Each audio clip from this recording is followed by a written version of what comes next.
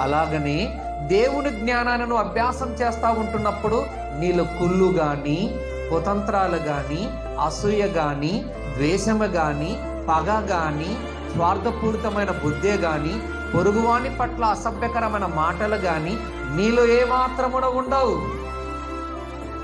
అది దేవుడు చెబుతున్నది. దేవుని జ్ఞానాన్ని ఎందుకు అభ్యాసము చేయమంటున్నాడంటే, ఆ జ్ఞానాన్ని నువ్వు అభ్యాసము చేస్తే నీలో కుళ్ళు, కుతంత్రాలు, అసూయ, ద్వేషం, స్వార్థపూరితమైన బుద్ధి నీలో ఉండవు అంటున్నాడు. ఈ రోజున చాలా మంది క్రైస్తవులు అనబడుతున్న వాళ్ళల్లో మనిషి ముందు ఒక మాట మాట్లాడరు కానీ పక్క నుండి మాటలు దాన్ని ఏమంటారు తెలుసా? సాపలు బరిసే వ్యవహారము అంటారు. ఏ వ్యవహారం? సాపలు బరిసే వ్యవహారం. ఇంతకు యథార్థవంతుని లక్షణం ఏంటిది అంటే